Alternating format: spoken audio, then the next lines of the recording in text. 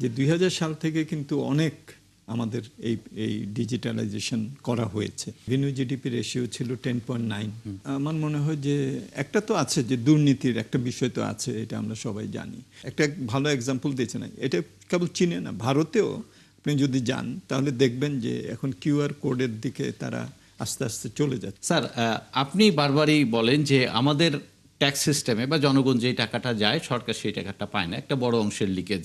এই লিকেজটা বন্ধ করলেও আমাদের ঘাটতি হয়তো এত বড় হতো না। এই লিকেজটা বন্ধ তো সরকারও জানে যে লিকেজটা হয়, তাহলে বন্ধটা কেন করে না? না, এখানে আমার মনে হয় যে একটা তো আছে যে দুর্নীতির একটা বিষয় তো আছে, এটা আমরা সবাই জানি। কিন্তু এগুলোর অনেকগুলোই সমাধান করা যায়, যেটা আজাদ ভাই ঠিকই বলেছেন যে আমরা যদি প্রযুক্তিকে আরও ভালোভাবে ব্যবহার করতে পারি। আমাদের দেশে দেখেন, আমি একটা গবেষণায় করেছিলাম, দেখলাম যে ২০০০ সাল থেকে কিন্তু অনেক আমাদের এই ডিজিটালাইজেশন করা হয়েছে বিভিন্নভাবে। কিন্তু একসময় কিন্তু আমাদের রেভিনিউ জিডিপি রেশিও ছিল 10.9। এটা এখন কমে দেখেন 8-এর কাছাকাছি এটা দাঁড়িয়েছে, 7.7, তাই না? সো তাহলে কি লাভটা কি হলো? এই প্রশ্নটা আসে আর কি। সুতরাং প্রযুক্তিটাও শুধুমাত্র ব্যবহার করতে হবে, প্রযুক্তিকে আনতে হবে, এটা বললে হবে না।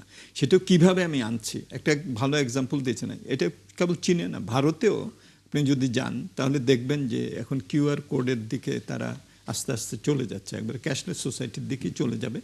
তো আমাদের দেশে আমরা ক্রমান্বয়ে এটা করতে পারি, একটা পার্সেন্টেজ আমরা নিয়ে আসতে পারি, বা আমরা এরকম করতে পারি যে একটা সুনির্দিষ্ট সীমারেখার উপরে যদি ব্যয় হয়, তো তাহলে এটাকে আমাদেরকে ডিজিটাল ইয়েতে এটাকে আনতে হবে।